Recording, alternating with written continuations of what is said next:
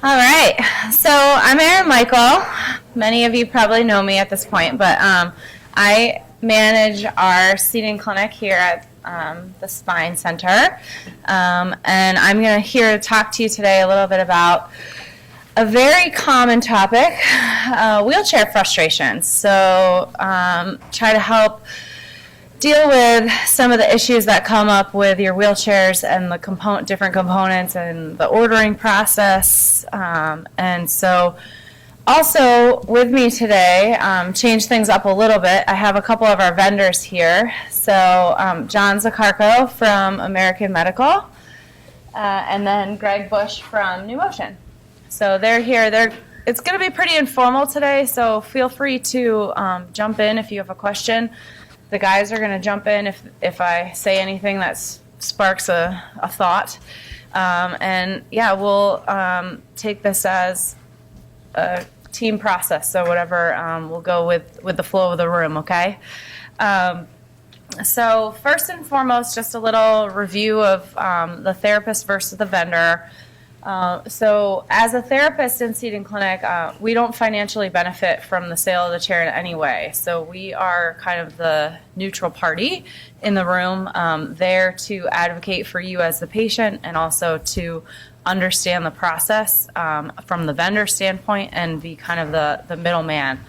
We're there to do the evaluation and use our therapist skills to assess you as the wheelchair user, to help with the fitting process and determining what parts are necessary on your chair to give you the most independence that we can. And then the vendor is, or the supplier, depends on, there's a couple different words, but they're the equipment expert. So they're the person that's there representing the equipment company. They're the ones that are spending every day, all day, learning the different pieces of equipment and helping us identify what will meet your needs. They supply the equipment and they also repair and maintain your equipment. So, and they kind of serve as the middleman between the equipment manufacturers and you. So the people who make the equipment are not the same as the people who necessarily supply the equipment. Any input on your roles? Not so far. Okay. So the evaluation, the first and foremost to go through insurance, we like to make sure that we have a referral or a script that's for wheelchair evaluation and treat. And then what we do, as I said, the therapist, we do your specialty exam. So we are in charge of that, the detailed documentation that's necessary for insurance that shows you as the wheelchair user. So who you are, what you need, and why you need it.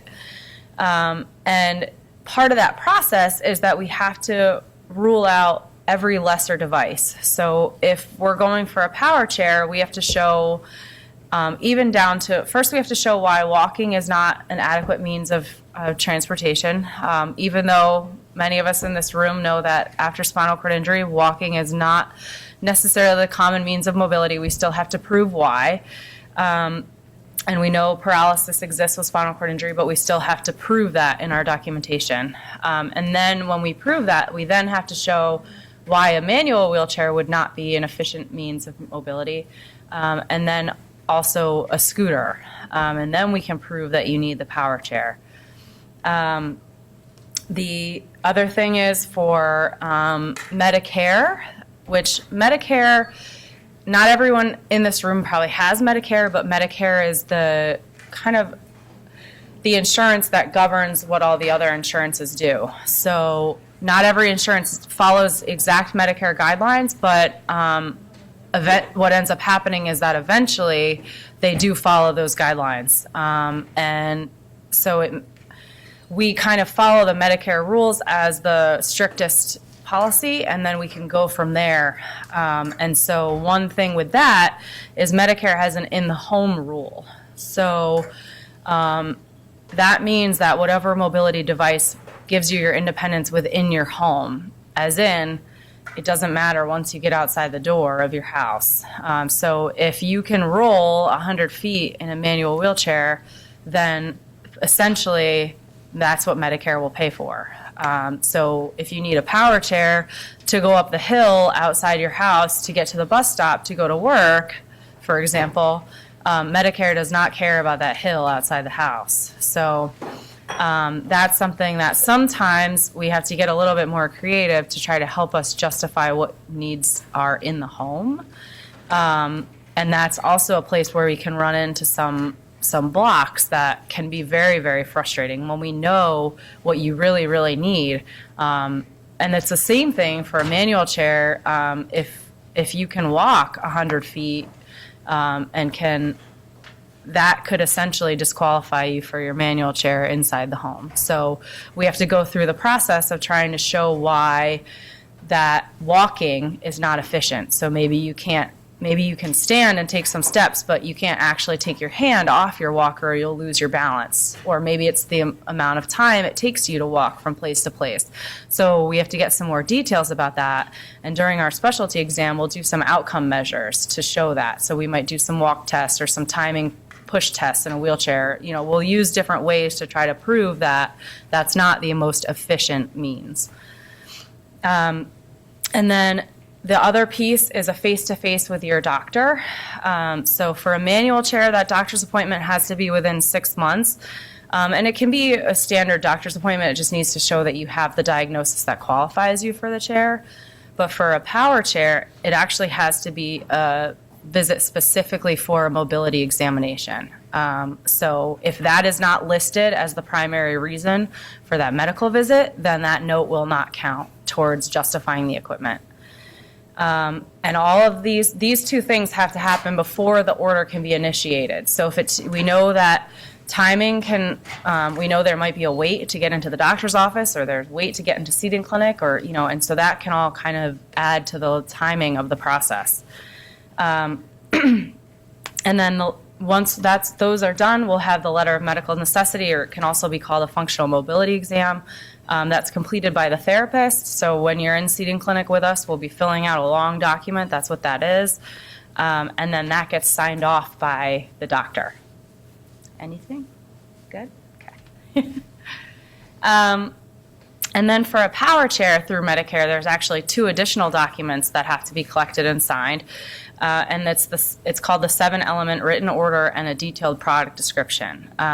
Again, these all have to be done in a certain order and dated in a certain way. And if any of those dates or orders are incorrect, then that will cause the paperwork to get denied, and we'll have to start again with the paperwork. And then we collect that. We do allow patients to come with physicians from outside of Kennedy. But in that case, it may take a little bit more time to get the note signed off by the doctor and to get the scripts and everything signed off by the physician. We're lucky when we work with doctors here that they're right here in the building, and so it's easy to get paperwork signed off on. That's not always the case when you're working with physicians outside of Kennedy. And then once everything is together and the vendor has everything signed off and it's all in the appropriate order and timing, and then they'll put that package together and submit it to the insurance company. And then we kind of await the decision from the insurance company, and that tends to take the most amount of time. That's the biggest variability is how long the insurance is going to take to review that paperwork and get back to us. Because honestly here, we could essentially have everything ready to go within a week or two because of having the doctors here and all that. Like, it could be done pretty quick. But then we can still end up with things taking almost 3 months, and that's because we're just waiting for the decision to be made. If it's approved, then we wait for the equipment to get here, and once everything's approved, it doesn't take that long for equipment to get put together. You guys have kind of average how long once you put the order in? Well, really just typically a day or two. Microphone. Depends on how involved. Typically no more than a day or two. And then so sometimes where the delay can come with the equipment is if we're ordering from multiple manufacturers, so the chairs will have parts from multiple different companies. there may be some differences in shipping time and delays from when stuff gets into their shop, and they can all put it together. If denied, so if insurance comes back and says, we get the big red stamp that says no, then we can actually do some, depending on the insurance and how the process works, most of the time we can do an appeal. And then that adds more time for awaiting their review, but then we just wait that additional decision. And sometimes, you can go through multiple levels of appeal with some insurances, and you can you can take it all the way up to a DOJ. Help me with the Department of Justice. You can actually go all the way up, but it's the willingness to put in that time and effort. It's the condition of your current equipment. Can the equipment you're using right now get you through that process, that time to go all the way through that process, through that decision and awaiting, because that adds significant amount of time if you want to take it that far. Here at Kennedy, we'll help you with that first level of appeal, but pretty much after we help with the first level of the appeal, we've given you everything that we have as far as medical notes, justifications, and all that. And so it's not that we won't help you with the next levels of the appeal, but it's that pretty much we really don't have anything else to add. It's now your time and commitment to that process that takes the lead there. So, and then the last piece is that the delivery of the chair must happen within 120 days. And so if we don't do that, then the whole thing starts over again, because that paperwork becomes null and void. So it's, as you can see, it's kind of, the process is almost designed to fail. And so it takes a lot of effort to make sure that it doesn't fail. And that's thanks to, we've got Lisa here. She helps us a lot with getting our paperwork in on time. And Miss Kathy helps us with our scheduling. And then, so those are all pieces that really play an important role in what we do. Common pitfalls. If the evaluation was completed by an ATP only and not a therapist, now that won't happen when you come to Kennedy Krieger, but that could potentially happen somewhere else. Or with another not as wonderful ATP as these gentlemen over here. Equipment justifications or clinical rationale are missing, incomplete or not detailed enough. So there's requirements, as I'm kind of hinting, there's a lot of requirements within the paperwork. So if we're missing just one little tiny piece of that, that will hold up the order.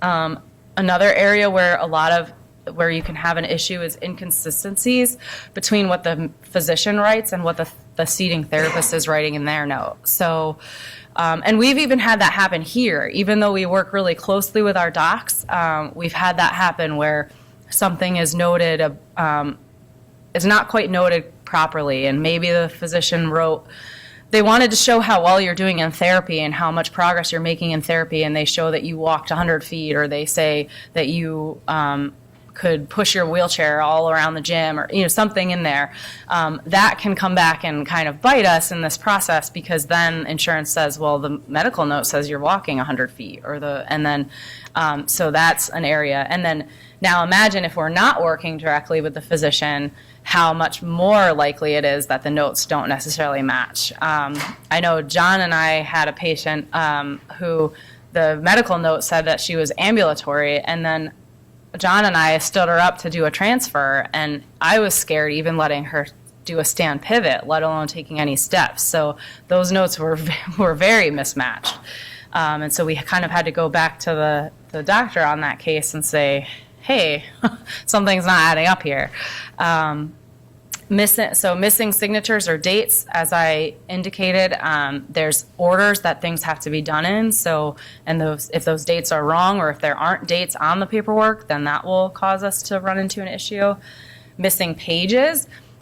So we actually, Lisa, we ran into an issue here where our templates weren't printing out properly. They were printing an extra page. And it was, even though it was a blank page, the page numbers were still on there. And so the insurances were coming back and saying, well, where's page, it says 10 of 11, where's page 11? Even though 11 had nothing on it. So that's something. I know, John, you've had some issues with ink and different things with paperwork.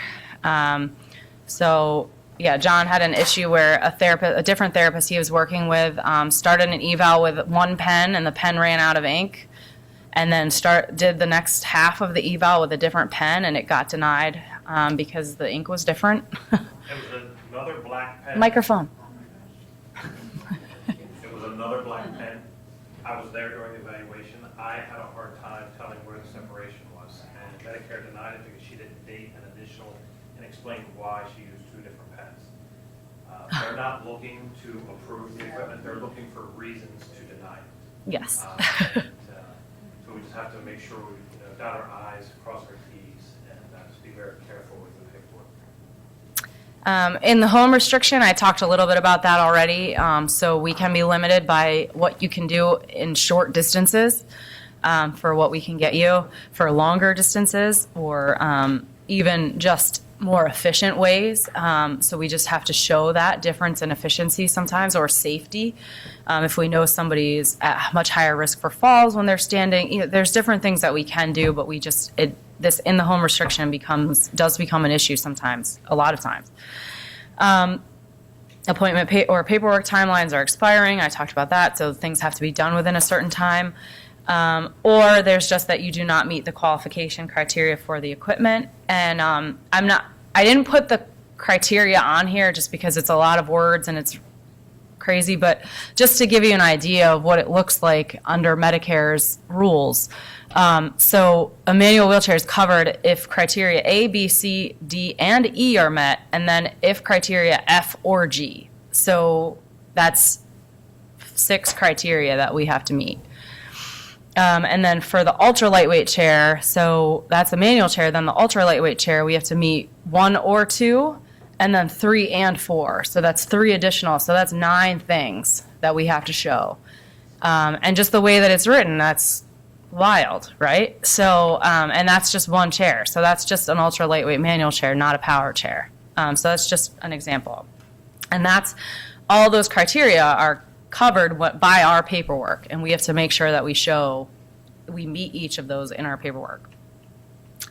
So the delivery, I'm biased here, but a good client will request your return for delivery, and that ensures that the products that are what we spec'd out and that they're working the way that we want them to.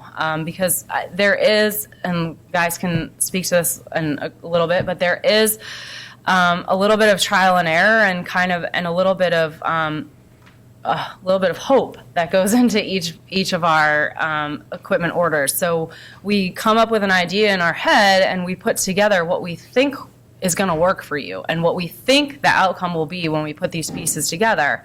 But then sometimes, we're working in clinic with demo equipment, we're working with trial equipment, we're not working with stuff that is specific to you. Why? Well, if it was specific to you in clinic, then it wouldn't be customized equipment and the whole process would be unnecessary. So we're working with bits and pieces and trying to make them work together. When we actually put everything together in your size, it may not necessarily come out the way we thought it in our head. That doesn't happen a lot, but it does happen. And so when we're all together as a team, we can work to problem solve through that and fix that faster, because otherwise the vendor delivers the equipment at your house, find out it doesn't work. Now you have to come in to see us, to help us. We have to see you so that we can do the paperwork to justify the changes that are needed. And then we now have to wait for that appointment. So when everything's done together, we get that moving faster. Ideally, you come in for your delivery, we see you for an hour and everything's great and you leave and it works out how we thought, but that's not like the real world. So that appointment, we have fitting and training for you and your caregivers as we see necessary. So depending on your level of experience with the equipment, that training may be more or less. And then And then the big thing here is that the investment in you and your equipment does not stop after that delivery appointment. And so that's actually the beginning. I know sometimes people leave and that relationship with the vendor or the seating therapist starts to wear thin. But that's not what we try to do. Is we really try to hone in that that's the day one. That's not the last day. So that equipment, to keep it working, we have to keep on top of it, maintain it. And that requires that relationship especially with the vendor, because that's what they're there for. And then us, if we are also part of it, if it's something that is more than standard maintenance or repair. If it's something where we need to replace a part of your seating system or the base of the chair, who knows what happens, that's when the therapist will come back in. But that relationship with the vendor is really important to keep the equipment lasting as long as possible, because that rule right now, as it stands, is it's at least 5 years that equipment has to last you. And so it's going to last longer when you take the better care you take of it. Our big thing, as you can see on the bottom, and I put stars around it, is that you speak up if something doesn't feel right or you're not happy. And I don't care how annoying you feel like you're being or how I want you to be annoying. If you're not happy, the last thing I want is for you to go home and not use that chair. Or for you to go home and tell everyone how terrible Kennedy's seating clinic is and not ever give us a chance to help. So we really want you, the whole purpose of this is for you to have the equipment that you need and to be as independent as you can. And if that's not what ended up happening, then we want to be able to fix that and get you the right thing. Even if it takes 6 appointments, 10 appointments, whatever it takes, we'll keep following through. Do you guys have any? Good? Just to reinforce what you were already saying, clinics are very important. The therapists here are your biggest advocates. And the team approach is the best way to ensure the best outcome. Greg and I have been doing this a very long time, and I feel confident saying we're both pretty good at what we do. But during evaluation, if we miss one thing, forget a question to ask you, it could be a very important detail that affects the outcome of your chair. And the team approach, looking at it from as many different angles as possible, and then upon delivery, just making sure everything's right, time efficiency. So if something is incorrect and something needs to be written up, the therapist can take care of that right then and there. So access issues. One of the things that we know is a frustration for people is not being able to get the upgraded materials, upgraded pieces, parts, upgraded components, upgraded power functions. So for manual chairs, we know titanium and carbon fiber are an option for your frame, but aluminum is what most people get because aluminum is what most insurances will pay for. Upgraded components like lighter wheels, different armrests, different headrests, different cushions, backrests, those things. Upgraded power chair functions, so adjustable seat height or standing. Those are all things that are out there and they exist. But the problem is insurance doesn't necessarily pay for them. And also, insurance doesn't necessarily give you the option to pay for them yourself. So it works on a code system. So first and foremost, if a code doesn't exist for that item, then it's non-covered because there's no way to pay for it. If the code does exist, the same price applies to everything that falls under that code, no matter what. So if I have really good head control and I'm in a power chair and all I need is a head pad behind me for when I tilt, versus if a friend of mine has very limited head control and their headrest has 6 different parts, those get covered for the same amount. So that causes problems for your wheelchair supplier because they're trying to provide you this equipment at very low funding. And so if they provide that 6-part headrest for every one of their clients, they're going to lose money on that headrest code. So that's kind of where this becomes an issue. Medicare also recently ruled that the upgraded materials for your manual wheelchair are covered under the manual wheelchair code. So when titanium came out, there was a separate code for it. Then they got rid of that code. Now they say that existing code for an ultra lightweight manual chair covers titanium. So what they're saying is that the titanium has always been covered under this code, but it hasn't because a different code existed.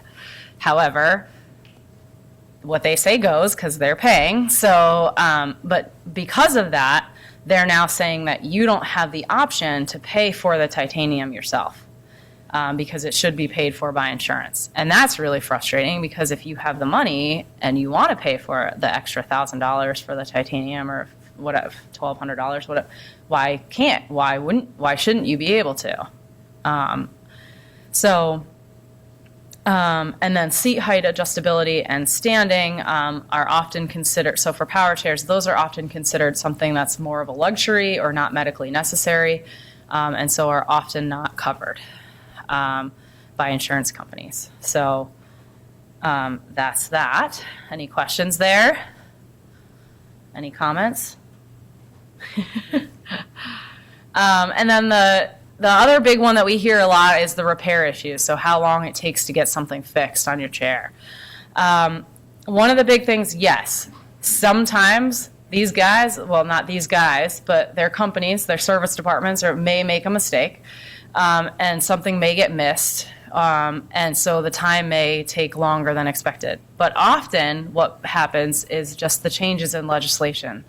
And so first and foremost, you need to have a medical appointment within 6 months that verifies your diagnosis. So if you haven't been to the doctor in a year, we don't have a note to justify that piece of equipment that we need.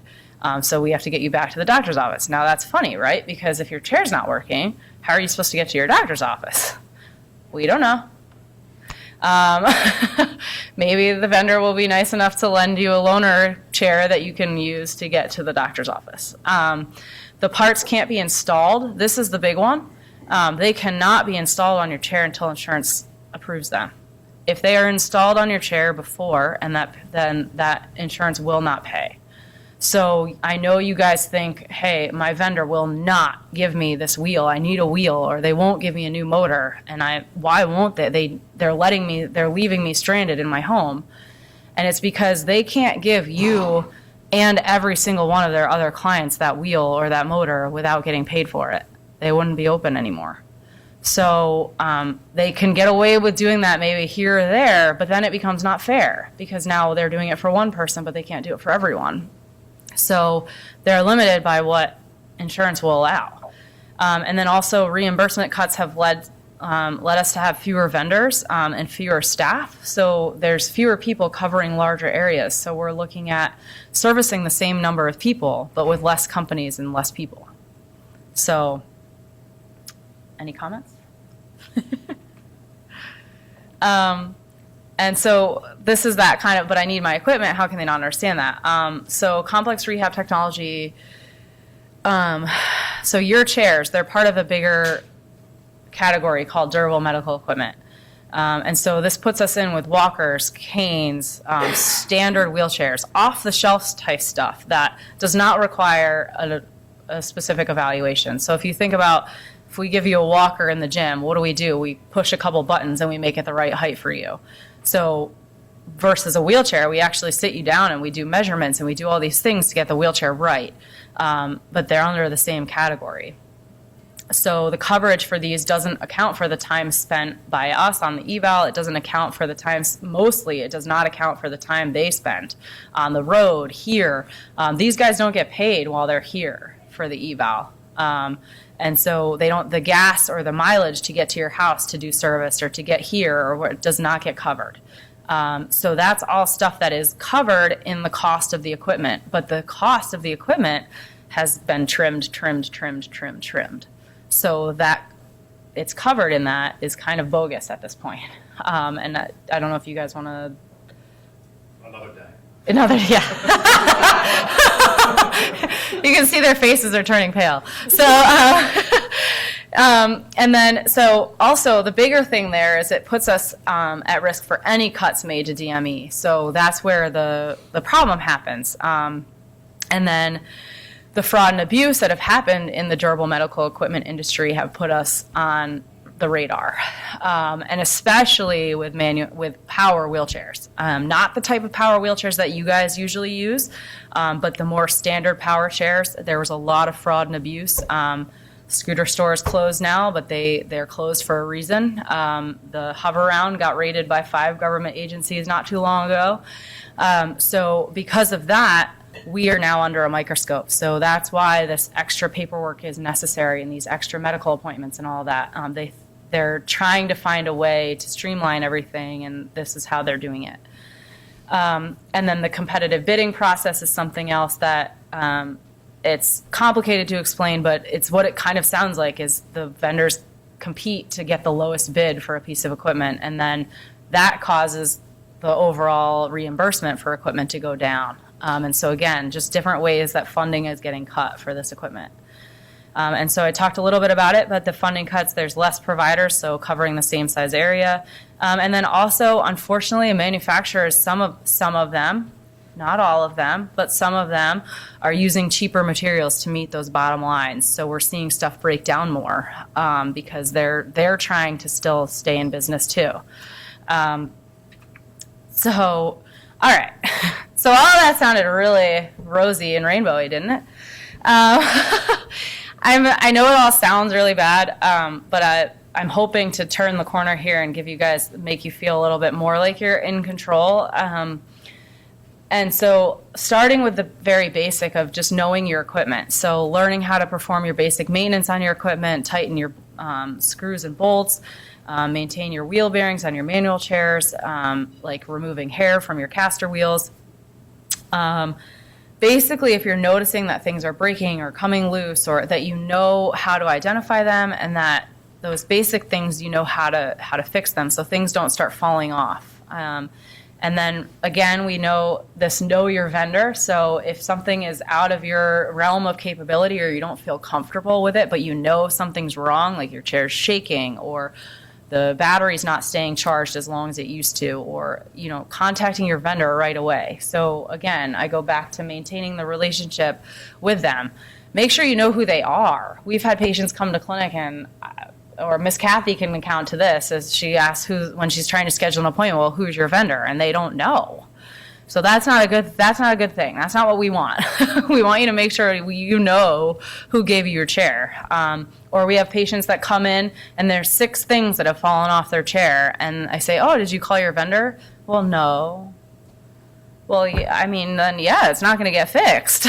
So we don't have wheelchair ESP, so we don't know when somebody's chair breaks until they tell us, or until I see them, or Colleen and I see them rolling through the gym, or their therapist says, "Hey, so and so's wheel lock just fell off. What do I do?" So that's stuff that we can't know that unless we either see you or you come tell us. So that involves some communication. And then being an advocate, so talking to the people who can make the changes.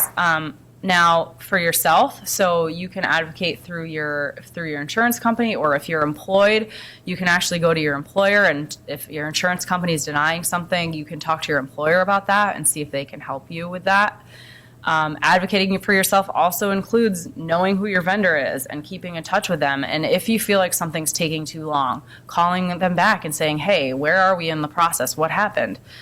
Because again, they're human. They're not perfect. And so maybe something did get forgotten. And the best way for you to catch that is to stay on top of it. You can reach out to your congressmen or women. You can join. I have a group of patients that we do some advocacy work together, so you can always join us if you're interested. You can join us on the Hill. We go to the Capitol Hill at least a couple times a year, which I'll share with you when those dates are, and share your story. So you guys have the story to tell. I can speak it for you, but it doesn't mean as much coming from me because I'm not the wheelchair user. They can speak it for you, but it means even less coming from them because they're getting paid from this equipment. So it doesn't look genuine when they're saying we need more money for these parts. If you have a story of something taking forever to get your chair, to get something repaired, or that's the story you can tell, how it impacted you. I couldn't go to therapy. I couldn't go to work. Those are the things that they need to hear. and then a place where you can know what's going on. Access to CRT, access to the number 2, CRT.org is where you can stay up to date on policy changes and things that are kind of happening right now, the hot news and the hot issues. It's actually a website. So it's access to, and CRT is complex rehab technology.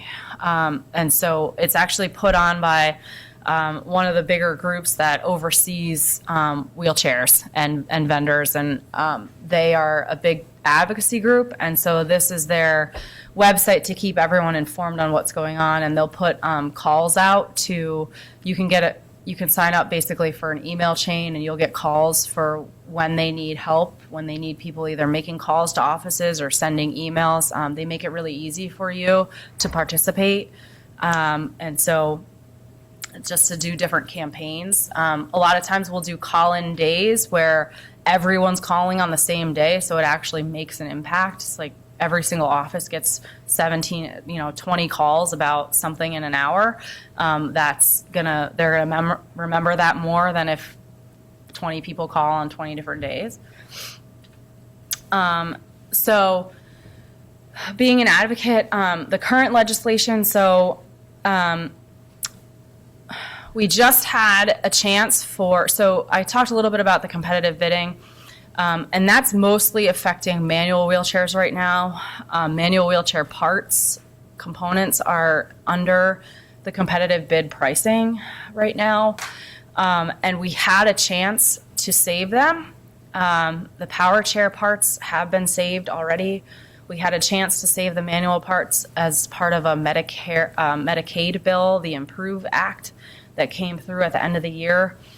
But unfortunately, it passed in the House, but it did not make it through the Senate before the end of the year. So we have to restart the process again.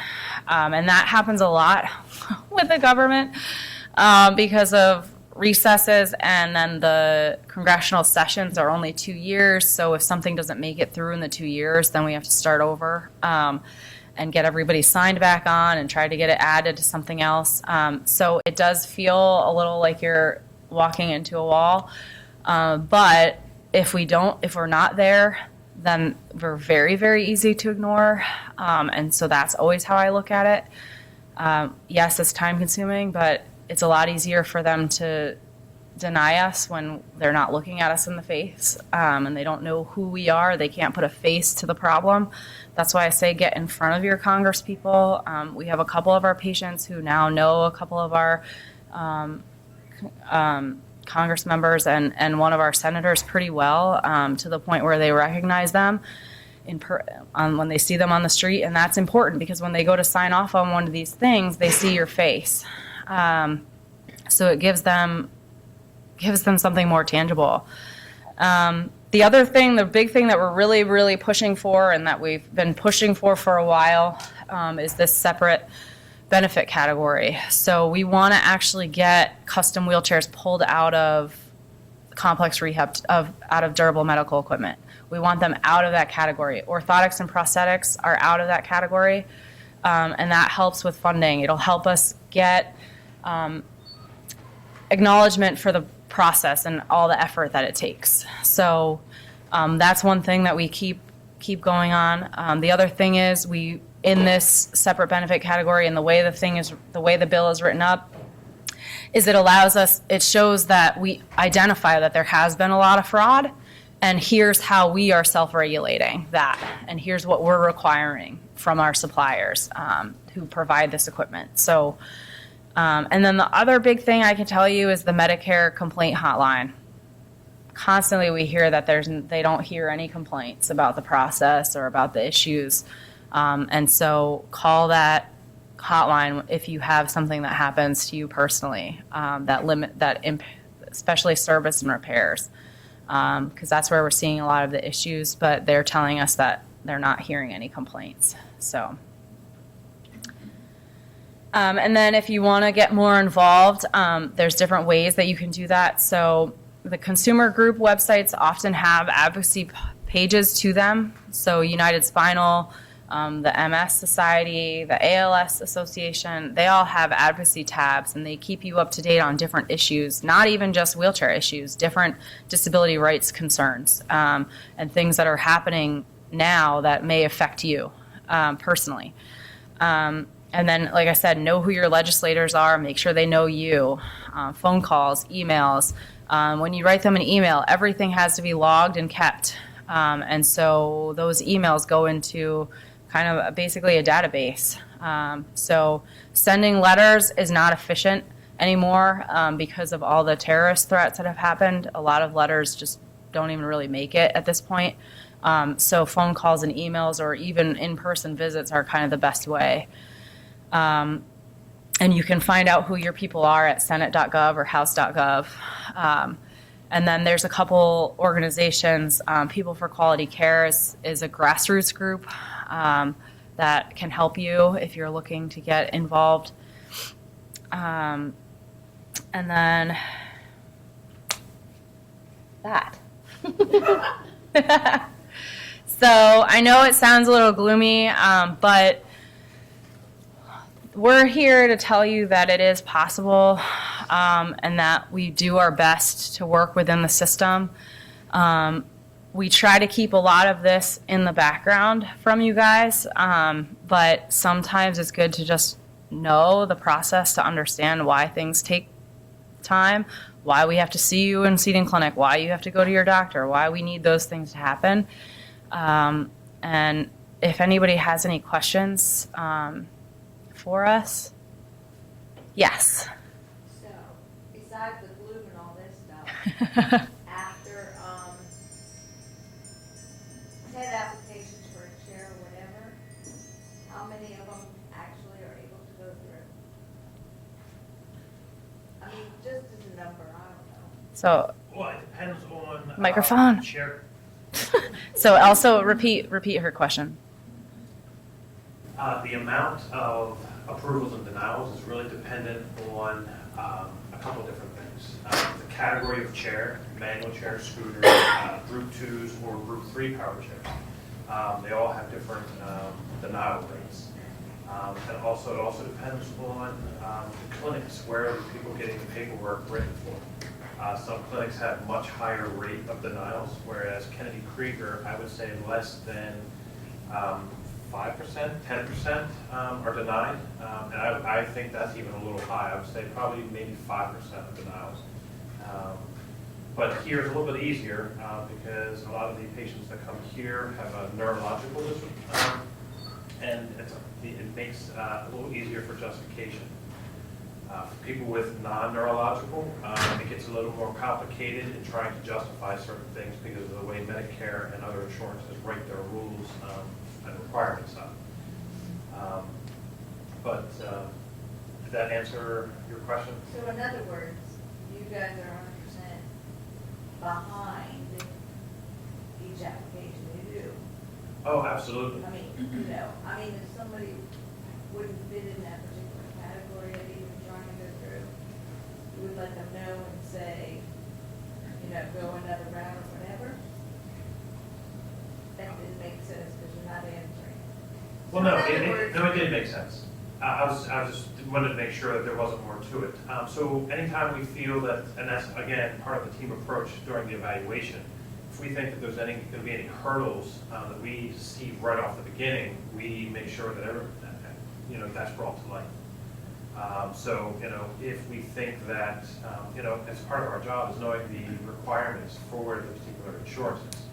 A lot of times we use Medicare as a guideline because they are so strict that if we can get you qualified through Medicare, then we can get you most likely qualified through any other insurance. We try to bring that to light. I mean, if you don't get your chair, we don't get paid, and that's how we stay in business. So we're behind that order. We do want to do everything we can, 110%, to make sure that gets through, and we want to bring that to light as soon as possible, so we can try to figure out how to get over those hurdles. And the other thing that we always want to make sure of is that we are telling you what all of your options are. Even if those options are not, even if we know that those options will not get paid for, we still want you to know what your options are. Because it's important. It's important for you to know what you do and do not have access to, and what you could or could not find your own funding for. So just because insurance doesn't pay for something, yes, sometimes there are limitations with that. Like I said, the frame upgrades with Medicare, you can't pay out of pocket. But there are other things that you could potentially pay out of pocket for. So we make sure that we have that discussion with you. And that we're very open about it. Like, hey, here are your options, but just FYI. But I would never, I think all of us can agree, we would never want you to come back to us and say, you see somebody else's chair in our gym and say, well, you never even told me about a seat elevator. Why didn't you tell me about that? Or why don't you think that I deserve a seat elevator? You know, we don't want to have that discussion with someone. So, because I think everyone deserves all the options. But I'm not an insurance company, so we try to be as open with you as possible. And I can speak from us on the therapy side is that we'll do everything we can do to justify what you need, and including those appeals. We will work on those appeals, and we will. Oftentimes, the appeals are actually questions that are answered in your eval already. But we will go and we will re-answer them. A lot of times, I know feel like insurance, like John said, they're looking for reasons to deny it, and they're also looking to see who will give up, who's gonna turn and walk away when they say no. And it's a big passion of mine to not be that person. So, because the more that we just agree with that, the fewer and fewer things that are going to get covered. So if we don't fight, then we're just acknowledging that it's not medically necessary, and that's not true. We know otherwise, so we have to keep fighting for it.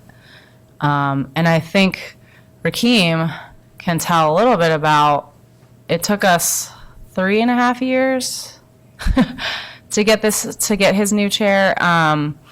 It's not everyone needs to take 3.5 years, but we have had some people who have been very determined to get what they want, and have let us work with them for 1 year or 2 years. But again, their current equipment was functioning well enough that they could take that time to put in for the fight.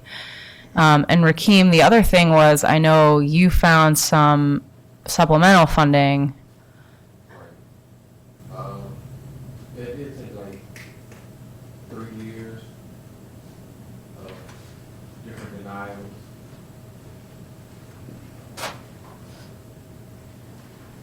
Yeah, it took about 3 years of different, just a lot of denials, and I didn't want to give up. I remember when I got my first chair, I just chose the chair because I didn't know all my options, and I was fresh off an injury. And I told myself next time, I think they said like it take 5 years to get another chair. So I told myself, like, when that time comes, I'm gonna make sure I get the best chair possible. But through all the denials, I was like, you know what, I'm gonna still keep going. Every time Aaron or Colleen call and say, like, if you wanna put in, they tell me I got a denial, I'm like, all right, let's go do it. I want the best chair. But anyways, about a month ago, I'm finally in my new chair. So it's a good thing. Yes. But at first, I was approved, but everything did not get approved for. And there was like a standard frame and some other additional pieces. And so I remember watching TV Sports Center. They had the Travis Roy Foundation. He was telling their story and things like that. So I reached out to them, and they granted me some funds money to pay for the additional parts of my chair. And so I was thankful for that. And that grant actually took probably about 6 months, maybe at the most, for them to really just go ahead and approve them. You have to send them like things from the doctor's office, like, Mhm. with the disability and certain things like that, the story and everything, they eventually reached out and approved Park, so it worked smoothly in my favor. But, Yeah. if there's any other questions, Thank you, Rakeem. Yeah, so like I said, 3.5 years is not typical, but he had insights what he wanted, and so he was willing to keep fighting for it. And just, I wanted to highlight Rakeem also because, as he said, he found some other funding to help supplement what was not covered by insurance. So there are options out there if you're willing to put in the time and look for them and complete the applications and all of that. Guys, do you have anything else, or does anybody have any other questions or concerns or personal stories that? Just on repairs, when you notice something not feeling right, or something broken, something loose, please let us know as soon as possible, because it could be something very minor. And if you wait too long, that minor thing could be a bigger thing, and then you could be out without a chair for a period of time. So as soon as you know something, please let us know. And call the service department. You can wait to get in here into clinic, and it may take you a month or two to get into clinic. But if you call the service department, they can be out here pretty quick. And you won't have to wait until you're totally broke down.